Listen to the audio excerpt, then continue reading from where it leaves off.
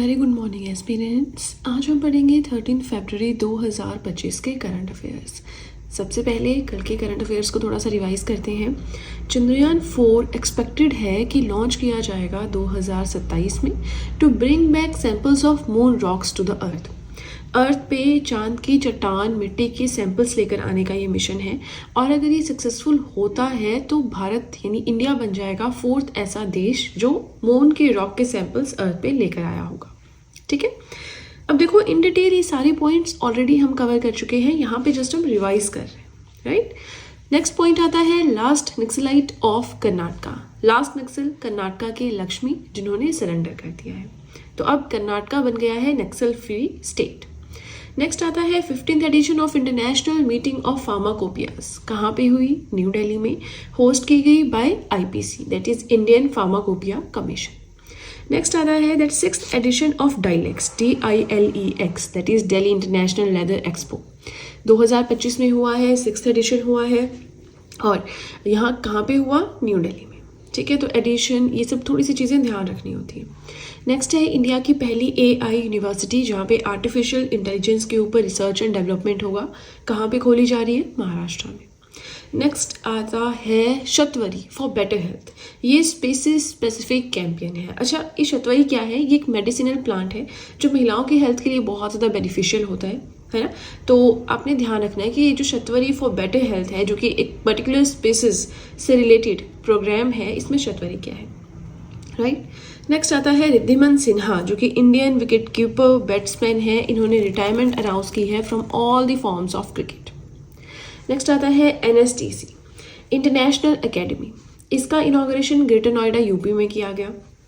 Next आता है हमारे जो प्रेसिडेंट है डोनाल्ड ट्रंप, उन्होंने एक एग्जीक्यूटिव ऑर्डर साइन किया है जिसमें महिलाओं के जो खेल होते हैं उसमें से ट्रांसजेंडर्स हैं उनको अलग रखा गया है। और इस ऑर्डर का जो टाइटल है वो है keeping man out of women's sports. Last but not the least 38 national games हम पढ़ रहे हैं, उत्तराखंड के अलग अलग लोकेशंस पे हो रहे हैं, है ना। लेकिन आज हमें ये देखना है कि ये जो गेम्स हो रहे हैं इसमें वुमेन्स 75 kg कैटेगरी में गोल्ड किसने जीता है? लवलीना बोरगोहेन ने जीता है, इंडियन बॉक्सर है। ठीक है, अब नेशनल गेम्स हैं तो ऑब्वियसली इंडिया के जो प्लेयर्स हैं वही यहाँ पे खेल रहे होंगे, एथलीट्स, है ना।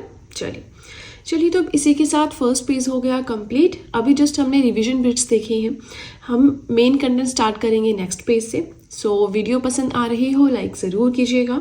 नोट्स मेकिंग अब आपको कंटिन्यू करनी है। अभी तक फर्स्ट पेज के नोट्स बनाने की ज़रूरत नहीं थी क्योंकि ऑलरेडी कल के करंट अफेयर्स में हम नोट्स बना चुके हैं। ठीक है, चलिए तो अब सीधे चलते हैं अपने मेन कंटेंट की ओर। आज का फर्स्ट पॉइंट है वर्ल्ड पल्सेस डे। देखिए यहाँ से आपने नोट्स मेकिंग भी शुरू करनी है ना। तो डेज कुछ हमारे रहते हैं, तो 1-2 पेजेस में हम डेज को ही कवर करेंगे, डेज विद थीम्स।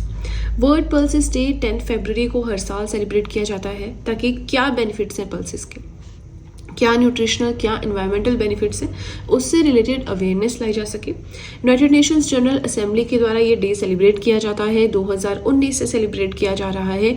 और ये जो आइडिया था कि हमें ये डे जो है सेलिब्रेट करना चाहिए, ये यूनाइटेड नेशंस जनरल असेंबली में बुर्किना फासो का ये कंट्री है ना, जो कि वेस्ट अफ्रीका में लोकेटेड लैंड लॉक्ड कंट्री है, मतलब कोई कोस्टल बाउंड्री शेयर नहीं करता है ना, आसपास इसके और कंट्रीज की बाउंड्री है ना।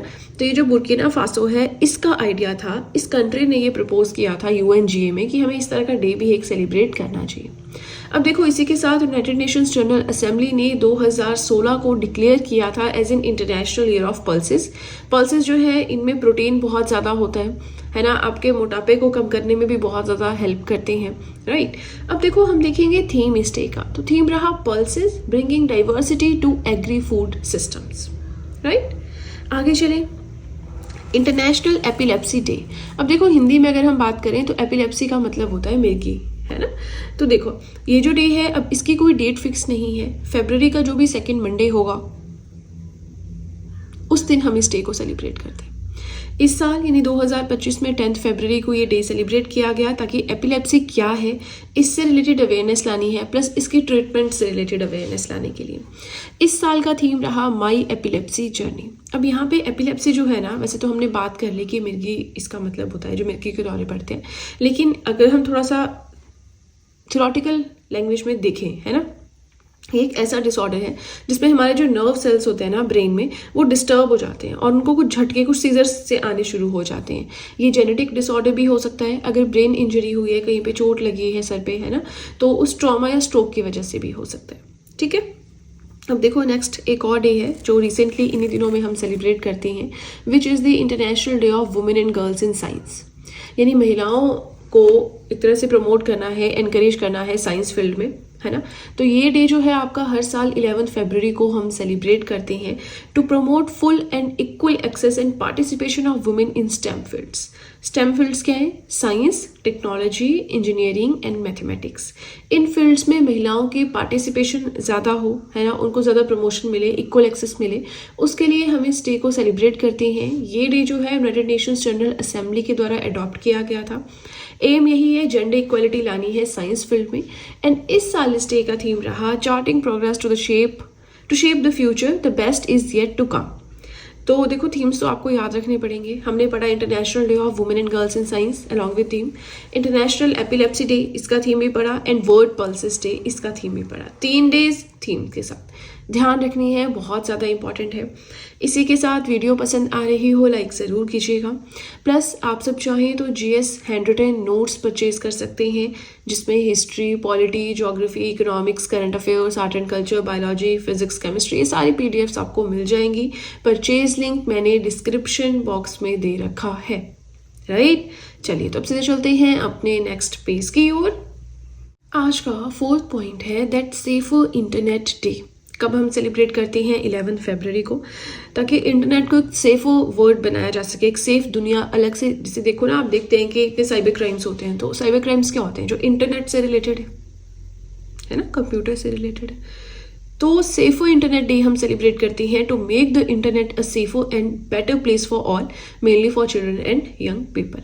आई होप आप इस चीज़ को अच्छे से समझते हैं। अब देखो इस साल इस डे का थीम रहा together for a better internet, sorry, है ना।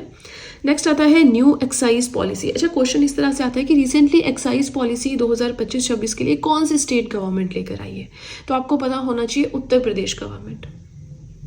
ठीक है, अब जैसे एंटी कन्वर्जन बिल आया है, कौन सा स्टेट गवर्नमेंट लेकर आया है ना।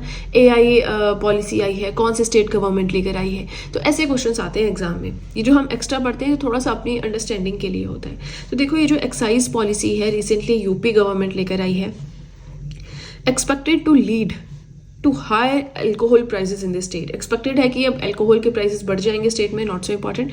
एक्साइज जो है एक ऐसा टैक्स होता है जो डोमेस्टिकली यानी अपने देश में जो प्रोड्यूस होती हैं चीज़ें उनके ऊपर लगता है। अब यहाँ पे डोमेस्टिकली का मतलब कंट्री ना होकर स्टेट हो जाता है ना। चलिए आगे चलिए। गुरु रविदास जयंती 2025 कब सेलिब्रेट की गई? 12 फरवरी को। इस दिन सरकारी छुट्टी भी थी स्कूलों में, गवर्नमेंट ऑफिसेज में, है ना। तो माघ पूर्णिमा के दिन ये सेलिब्रेट की जाती है। 648वीं बर्थ एनिवर्सरी गुरु रविदास जी की आई इस साल 2025 में। ये जो है पर्सन, ये फेमस है, इनके जो भी एफर्ट्स है कास्ट सिस्टम के लिए, एक महान संत और सोशल रिफॉर्मर थे मिडिवल इंडिया के।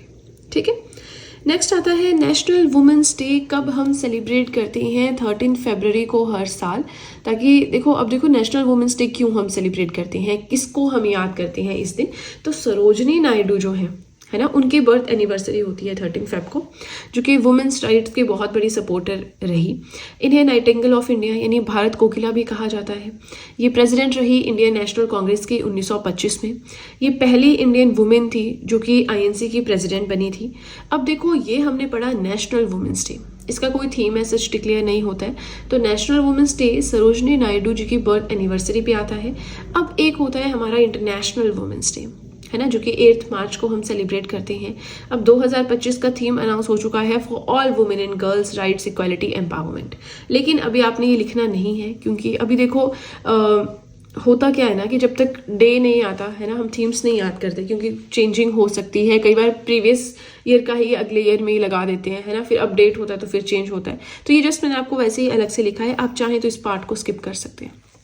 ठीक है, पढ़ेंगे, अभी मार्च आ ही तो रहा है ना।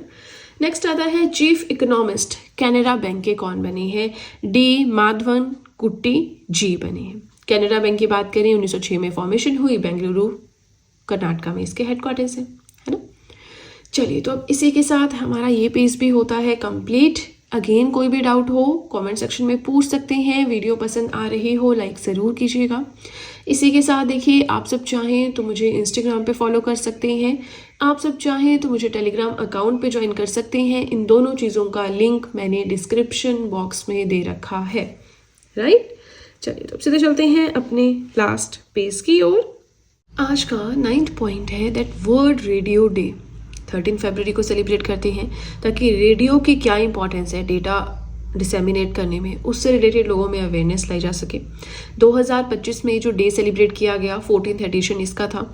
इस साल इस डे का थीम रहा रेडियो एंड क्लाइमेट चेंज। ये जो डे है यूनेस्को के द्वारा 2011 में अनाउंस किया गया था कि अब से हम सेलिब्रेट करेंगे। यूनेस्को की फुल फॉर्म देखिए, United Nations Educational Scientific and Cultural Organization. ये देखो स्टैटिक जीके में भी मैंने पढ़ाया है, नहीं अगर आपने वीडियोस देखी हैं स्टैटिक जीके पार्ट पढ़ा है, मेरे यूट्यूब चैनल पे जाके प्लेलिस्ट सेक्शन पे जाके static GK handwritten notes की प्लेलिस्ट आप देख सकते हो, ठीक है। आगे चलिए, 10th पॉइंट अपना देखें, नॉर्थ इंडिया का पहला ग्रीन हाइड्रोजन प्लांट फाउंडेशन।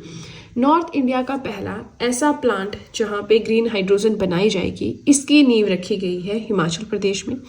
ये 1 मेगावाट प्लांट होगा। हिमाचल प्रदेश के जो सीएम हैं सुखविंदर सिंह सुक्खू, उनके द्वारा ये नींव रखी गई है हिमाचल के सोलन डिस्ट्रिक्ट के दभोटा में।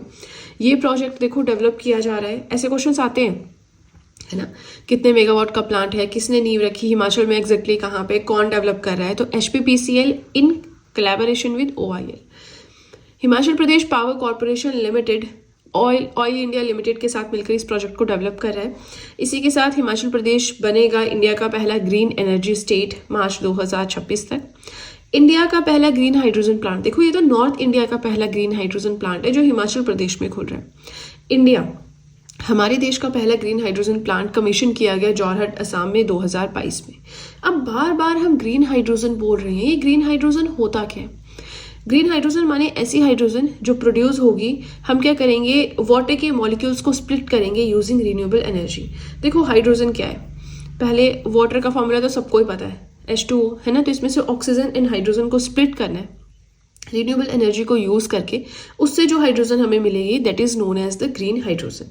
ये एक क्लीन एनर्जी सोर्स होगा जो ग्रीन हाइड्रोजन होगी, और इसके थ्रू क्या होता है कि जो आपका जो ग्रीन हाउस गैसेस का एमिशन है वो रिड्यूस किया जा सकता है ना। तो देखिए, आज के करंट अफेयर्स हो गए कंप्लीट। आप लोगों के लिए क्वेश्चन ऑफ द डे है कि इंटरनेशनल एपिलेप्सी डे कब हम सेलिब्रेट करते हैं एंड इसका थीम क्या है।